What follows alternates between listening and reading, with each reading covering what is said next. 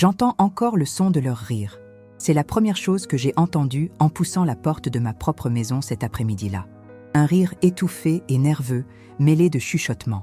Je ne savais pas que quelques secondes plus tard, je verrais la scène qui allait tout changer dans ma vie. Parce que là, sur mon canapé, accrochés comme deux adolescents cachés à leurs parents, se trouvait mon mari, Philippe, et ma propre sœur, Nadège. Mon cœur s'est arrêté. Je jure que ça s'est arrêté. Quand ils m'ont vu, ils se sont figés un instant. Philippe tenait toujours son bras. Nadège redressa son chemisier, mais il était trop tard. Tout mon corps tremblait. Je n'ai pas pu faire de bruit. Je suis juste restée là, debout, sentant l'air disparaître de ma poitrine. Et c'est alors qu'il prononça la première cruauté de la nuit. Il m'a regardé droit dans les yeux, avec ce calme qu'il utilisait toujours quand il voulait m'humilier. « Tu as provoqué ça », dit-il. « Une femme malade comme toi doit comprendre que j'ai besoin. » J'ai cligné lentement des yeux, ne croyant pas ce que j'avais entendu. Nadège, la sœur qui a grandi avec moi partageant une chambre, de la nourriture et des rêves, a ajouté « Tu n'as pas pris soin de ton mariage. Quelqu'un devait le faire. » Cette phrase me transperça la peau comme une lame froide. Moi, qui ai toujours pris soin de tout le monde. Moi, qui faisais 2 équipes pour payer les factures quand Philippe a perdu son boulot. Moi, qui recevais Nadège chez moi plusieurs fois quand elle se disputait avec ses petits amis et n'avait nulle part où dormir. Et maintenant, ils étaient là, me regardant comme si j'étais responsable de ma propre trahison. Quand j'ai essayé de parler, ma voix s'est brisée. Philippe se leva du canapé et vint vers moi comme si j'étais un visiteur indésirable. Il fit un geste de la main, pointant la porte. « Vas-y, Jupe, nous n'allons pas continuer cette scène. Tu te mets dans le chemin. » C'est comme ça que j'ai été expulsée de chez moi. La porte claqua derrière moi et pendant un instant j'ai cru que j'allais m'évanouir sur le trottoir. L'air était froid. Ce froid humide de Paris au début de l'hiver, me transperçant le visage, comme si le monde extérieur correspondait à ce que je ressentais à l'intérieur. Je marchais sans but, mes pas résonnaient dans la rue étroite, et je n'entendais que mon souffle court et rapide. J'avais 48 ans, et c'était la première fois de ma vie que j'avais l'impression de ne pas avoir d'endroit où vivre. Je me suis souvenu des années passées avec Philippe. Je me souviens de mon arrivée de la Guyane française, au début de la vingtaine, pleine d'espoir, croyant que la vie en France m'apporterait sécurité et tranquillité. Je me suis souvenu de sa gentillesse au début, tenant ma main pendant que j'apprenais les règles du pays, les documents, la langue formelle, et je me suis souvenu du jour où il a changé, le jour où il a perdu son travail et a commencé à décharger sa frustration sur moi. D'abord avec des mots, puis le silence, puis avec ce regard qui m'a fait me sentir petit. Mais malgré tout ça, je n'aurais jamais imaginé qu'il serait capable d'une chose aussi basse. Et encore moins avec Nadège, ma propre sœur. La douleur de cette double trahison était si grande que j'ai dû m'appuyer contre un mur pour ne pas tomber. Je me suis assis sur un banc près du métro et je suis resté là, fixant le vide. J'avais à peine la force de lever le téléphone qui vibrait dans ma poche avec des notifications que je refusais de lire. Peut-être que c'était eux. Peut-être riait-il de ce qu'il venait de faire, trouvant des excuses, se convainquant qu'il avait raison. Après un certain temps, alors que le soleil commençait déjà à disparaître, je suis enfin retournée chez un ami, Fatoumata. Elle m'a accueillie sans poser de questions, elle a juste ouvert les bras. J'ai pleuré sur son épaule sans rien dire, car comment expliquer une telle douleur? J'étais épuisée, avec un visage brûlant et un corps froid. Et c'est juste au moment où j'étais assise au bord du lit d'amis que le téléphone a sonné. Le numéro inconnu clignota à l'écran. J'ai failli ne pas répondre, mais quelque chose en moi m'a dit d'appuyer sur le bouton vert. La voix du docteur était basse, lourde, presque trop prudente. « Madame, je suis désolée d'appeler à cette heure, mais j'ai une mauvaise nouvelle, elle ne survivra pas à la nuit. » Mon cœur battait la chamade, ses mains devinrent froides. « Elle qui ?» ai-je demandé, sentant une vague de panique monter dans ma gorge, et quand il a prononcé le nom de ma sœur, le monde tournait. Nadège, ma sœur. La même qui, quelques heures plus tôt, m'avait trahi dans ma propre maison. La même qui répétait les paroles cruelles que Philippe lui avait plantées. Le même qui était maintenant entre la vie et la mort, et qui l'avait emmené à l'hôpital. Philippe lui-même, il, et sa version de l'histoire, la seule que l'on ait entendue jusqu'à ce moment-là. Tout mon corps frissonnait. Quelque chose n'allait pas, très mal. Et cette nuit-là, avant même de mettre les pieds à l'hôpital, Je savais déjà, la vérité allait faire encore plus mal que la trahison que j'avais vue de mes propres yeux. Mais ce qui s'est passé le lendemain matin, personne dans la rue ne l'a jamais oublié. Je suis arrivée à l'hôpital les mains moites et le souffle court. Les lumières blanches dans le couloir semblaient plus vives que d'habitude, comme si elles essayaient de m'aveugler. À chaque pas, je sentais mon estomac se contracter. Nadège était vivante, mais tendue à un fil. Et Philippe avait été le seul à raconter ce qui s'était passé. La seule. Cela m'a dérangé d'une manière difficile à expliquer. C'était comme si chaque détail de la trahison que j'avais vécue des heures plus tôt était lié à cet accident, comme si tout avait une connexion sombre que je ne pouvais toujours pas voir. En entrant dans la salle d'observation, j'ai vu ma sœur allongée, le visage couvert de bleu et la respiration faible. La machine à côté d'elle siffla lentement. Elle a ouvert les yeux une seconde en m'entendant appeler son nom. Ses lèvres tremblaient. Elle essaya de dire quelque chose, mais l'infirmière demanda du calme.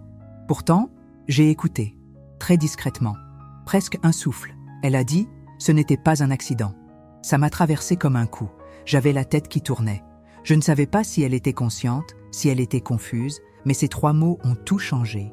Et avant que je puisse poser une question, elle a de nouveau perdu connaissance et a été sédatée. Je suis restée là, la regardant, essayant de reconstituer un puzzle qui n'avait toujours pas d'image définitive. Philippe est apparu 10 minutes plus tard. Il entra avec cette expression d'homme lésé, comme si tout cela était un grand désagrément pour lui. Il me voyait comme quelqu'un qui exagère. Il a dit qu'ils étaient dans la voiture quand un camion a coupé la route, qu'elle était distraite, qu'il essayait de protéger. Tout dans sa version semblait répété. Il ne semblait même pas secoué.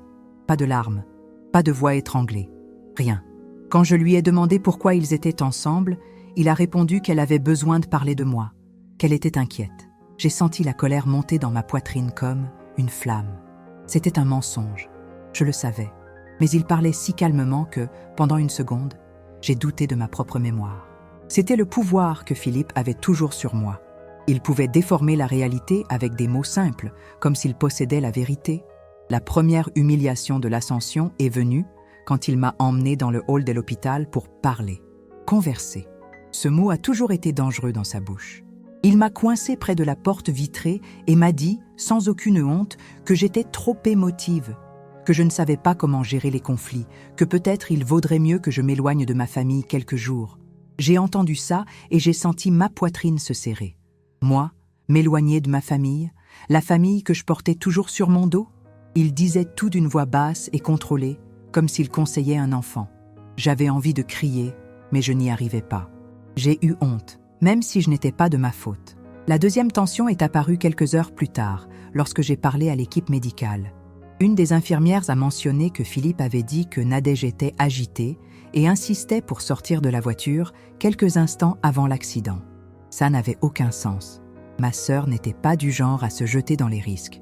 Elle avait ce défaut, son impulsivité, mais elle n'était pas irresponsable. J'ai interrogé l'infirmière et il a juste haussé les épaules, disant qu'il avait répété ce que Philippe avait rapporté.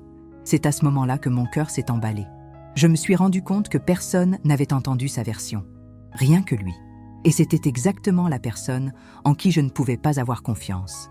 La troisième tension est venue quand j'ai dû rentrer chez moi, même si je savais que Philippe serait là.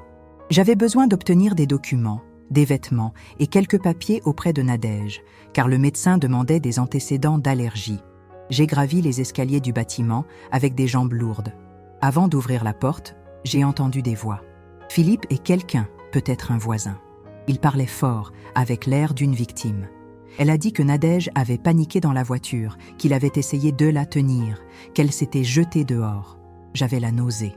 C'était complètement différent de la version qu'il m'avait donnée à l'hôpital. Le voisin était d'accord avec tout, comme s'ils étaient déjà habitués à voir Philippe jouer des rôles. Quand je suis entrée, ils se sont tous les deux arrêtés. Philippe me regarda avec une irritation dissimulée. Il a dit que j'aurais dû appeler avant d'arriver. Puis, quand le voisiniste partit, il a changé de posture comme s'il enlevait un masque pour en mettre un autre. Il a dit que je gênais, que l'atmosphère entre nous était insupportable, que je devais accepter que notre mariage était terminé. Il parlait comme si c'était de ma faute. Toujours ma faute. C'était sa façon de faire, l'ancienne stratégie qu'il utilisait pour briser ma résistance. J'ai réussi à obtenir ce dont j'avais besoin et je m'apprêtais à partir quand il a dit, presque à voix basse, que si j'essayais de causer des problèmes avec l'histoire de l'accident, personne ne me croirait. Il a plongé son regard dans les miens. Son regard était froid, calculateur, comme pour me prévenir que je n'avais aucune chance contre lui. C'est là que j'ai compris, pour la première fois, que Philippe n'était pas seulement cruel. Il était dangereux. Cette nuit-là, quand je suis retournée à l'hôpital, le médecin m'a appelée pour discuter. Il a dit que la sédation serait maintenue encore quelques heures, que la situation était instable et que nous devions avertir la famille de se préparer à tout résultat. J'ai entendu dire que c'était réparé, sans bouger d'un poil. Elle m'a demandé si je voulais parler au mari de Nadège pour mettre à jour les informations. J'ai dit non. Je ne lui fais plus confiance, ai-je répondu presque sans réfléchir. C'est à ce moment-là que j'ai compris que quelque chose de bien plus grand allait se produire. La vérité était cachée quelque part entre la trahison, l'accident et le silence de ma sœur.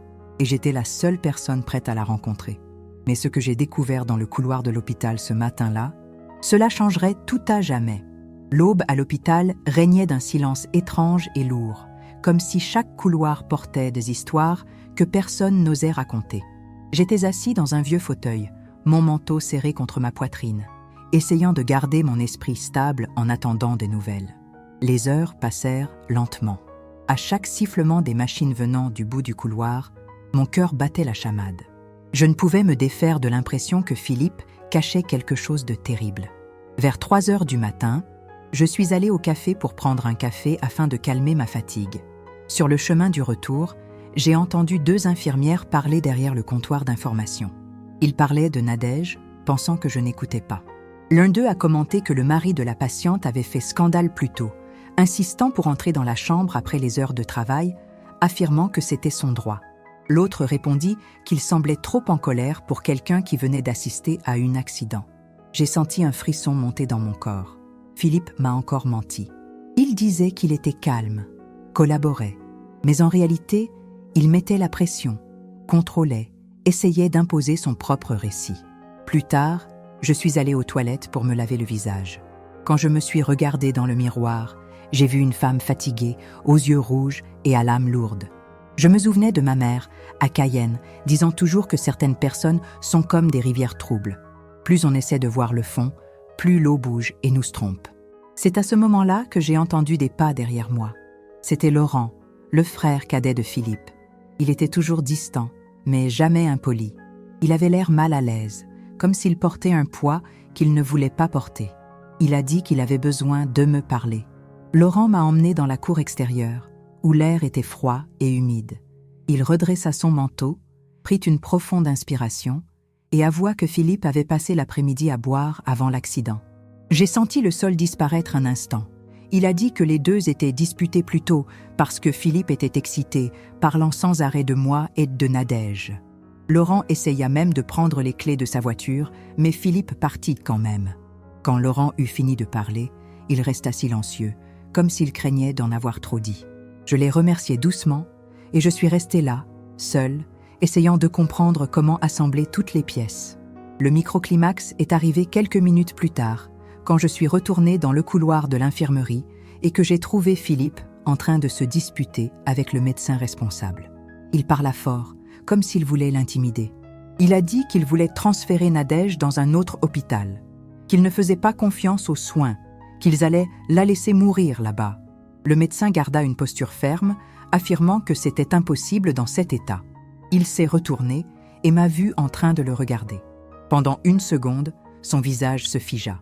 Et j'ai vu dans ce regard quelque chose que j'avais toujours craint, la peur. Ce n'était pas de la peur pour ma sœur. C'était la peur de perdre le contrôle de la situation. Peur de ce que je pourrais découvrir. Quand il est venu me parler, il avait déjà changé de ton. Il parlait doucement, comme s'il était un mari inquiet et sensé. Il a dit que je laissais la douleur obscurcir mon jugement, que j'imaginais des choses, qu'il n'était pas responsable d'un accident triste et inattendu. Mais il y avait désormais 2 versions, son et celle de Nadège, même d'une voix faible. Et au milieu d'eux, il y avait les rapports des infirmières, les informations de Laurent et le silence le plus flagrant que j'ai jamais entendu de ma vie. Je n'ai pas répondu. Je l'ai juste regardé comme si je voyais un inconnu. La 2e vague de tension est arrivée à l'aube, quand le médecin m'a appelé d'urgence. Nadège s'était réveillée quelques instants. Elle était faible, confuse, mais assez consciente pour marmonner quelques mots. Le médecin m'a demandé d'entrer seule. En m'approchant du lit, j'ai vu ses yeux bouger lentement. Je tenais sa main avec précaution, comme si elle était en verre. Elle essaya de parler à nouveau et ouvrit la bouche avec difficulté. J'inclinai le visage, essayant d'entendre chaque fragment. Elle a répété que ce n'était pas un accident et a ajouté quelque chose qui a fait trembler tout mon corps. Elle a dit qu'il était en colère, très en colère, et qu'elle a essayé de sortir de la voiture. La phrase s'évanouit dans l'air alors que la douleur la faisait se taire. J'ai ressenti une forte pression dans la poitrine. Il existait maintenant 2 versions concrètes de la même histoire, mais une seule avait du sens, et c'était la sienne. La 3e tension de cette ascension est venue quand j'ai décidé de quitter l'hôpital quelques minutes pour respirer. Dehors, un voisin qui connaissait Philippe depuis des années apparut. Sandrine était bavarde. Elle savait toujours tout. Elle s'approcha rapidement, disant qu'elle avait entendu des commentaires étranges dans le bâtiment. Des commentaires sur les cris entre Philippe et Nadège des heures avant la scène que j'ai vue sur le canapé. Des commentaires sur le fait qu'il la blâme pour quelque chose, la traite de provocatrice, disant qu'elle ne connaissait pas sa place.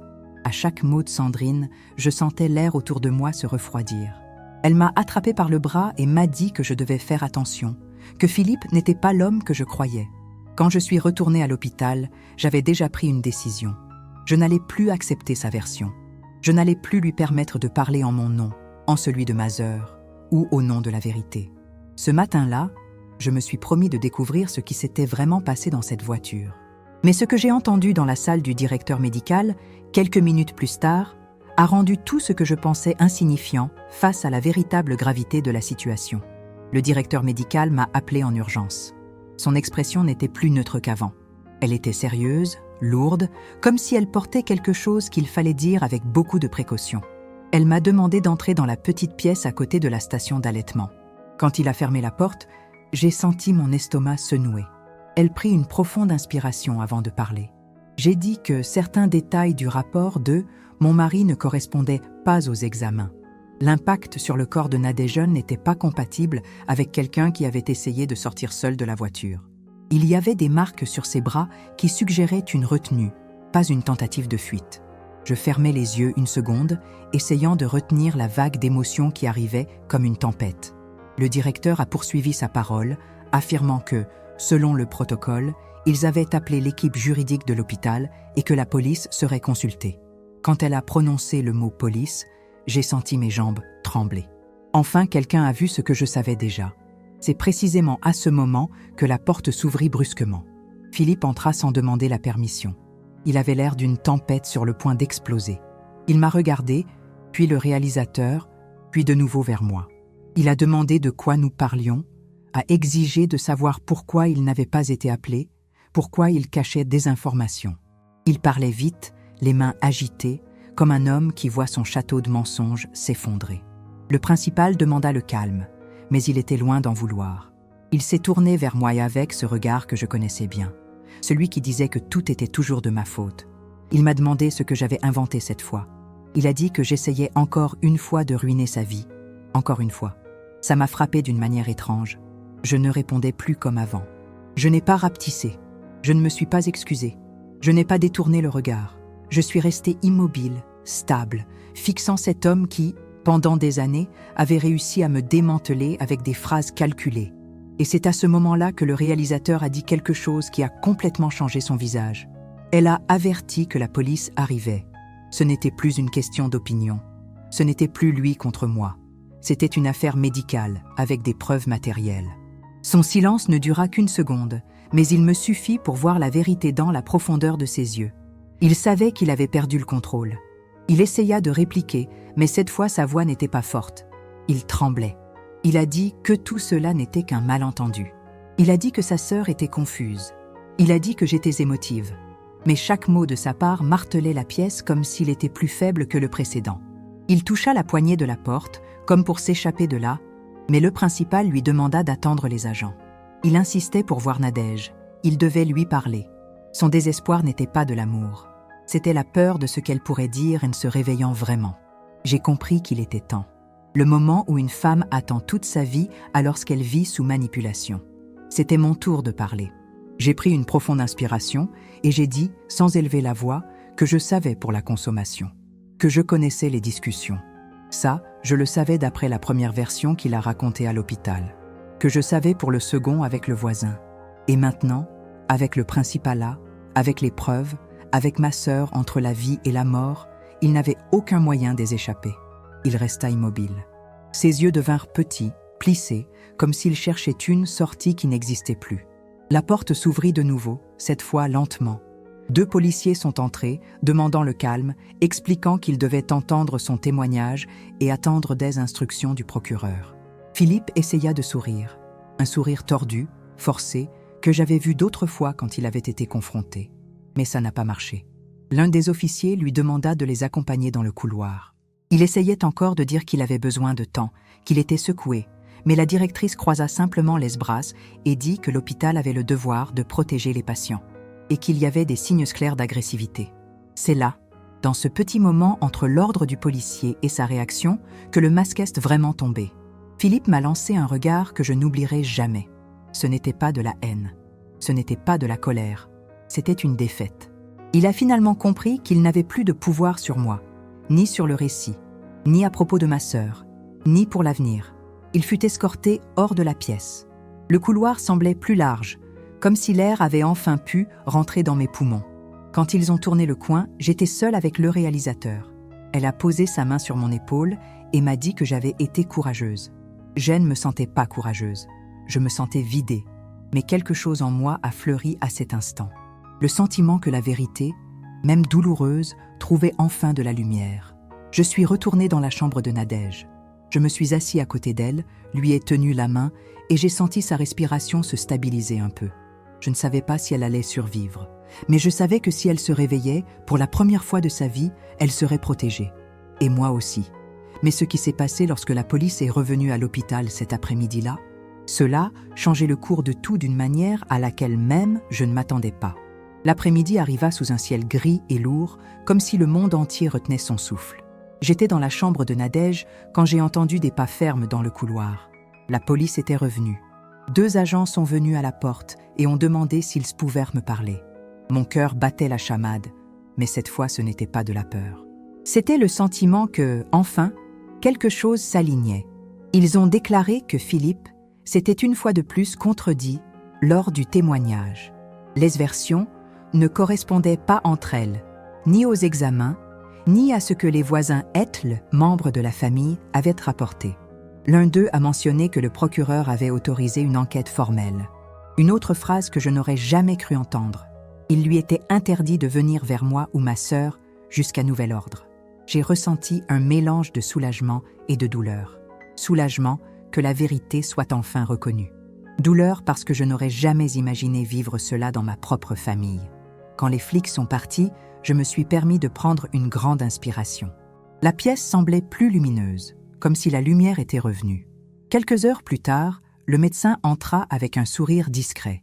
Il a dit que Nadège réagissait bien aux médicaments, que les signaux étaient stables, que le pire aurait pu être passé. Je me suis approchée du lit et lui ai retenu la main. Elle a ouvert les yeux, lentement, et m'a reconnue. Il ne pouvait pas parler, mais il n'en avait pas besoin. Son regard disait tout. Il s'est excusé. Il a dit en remerciement. Il a dit peur. Je lui ai serré la main et lui ai dit qu'elle était en sécurité, que Philippe ne la toucherait plus, ni sur personne. Quand je quittais la pièce, j'ai senti quelque chose changer en moi. Moi, qui pendant des années avais été réduit au silence, diminué, manipulé, je marchais maintenant dans le couloir de l'hôpital la tête haute. C'était comme si toute ma vie était réécrite là, entre machines et feuilles blanches. Je me suis souvenu de chaque humiliation que Philippe m'a fait avaler, de chaque culpabilité qu'il a mise sur mes épaules, de chaque fois qu'il m'a convaincue que j'étais trop petite pour avoir une voix. Et à ce moment-là, j'ai su. Il ne me ferait jamais taire. Les jours suivants furent difficiles, mais aussi libérateurs. Philippe a essayé de m'appeler plusieurs fois, mais j'ai bloqué chaque numéro. Laurent, son frère, m'a envoyé un message pour s'excuser et espérer que justice serait rendue. J'ai juste répondu par un merci. Il n'y avait plus de place en moi pour porter des poids qui n'étaient pas les miens. Nadège fut hospitalisée 1 semaine supplémentaire. Quand il parvint enfin à parler, il raconta tout. Les disputes, l'alcool, les menaces, la peur, le moment exact où elle essayait d'ouvrir la portière pour lui échapper. J'entendais chaque mot avec une boule dans la gorge. Elle pleura. J'ai pleuré. Et pour la première fois depuis le début de toutes ces-là, nous nous sommes embrassés comme de vraies sœurs, pas comme des ennemis séparés par la cruauté d'un seul homme. Je suis rentrée chez moi quelques semaines plus tard, mais je suis revenue seule, avec les valises et le courage que j'avais retrouvé. Philippe n'y vivait plus. Il ne reviendrait pas non plus. La police s'en est occupée. Et en rangeant chaque pièce, j'ai senti que cette maison était enfin à moi à nouveau. À moi, propre, silencieuse, libre. J'ai toujours entendu ma mère dire que certaines chutes viennent réveiller l'âme. Elle avait raison.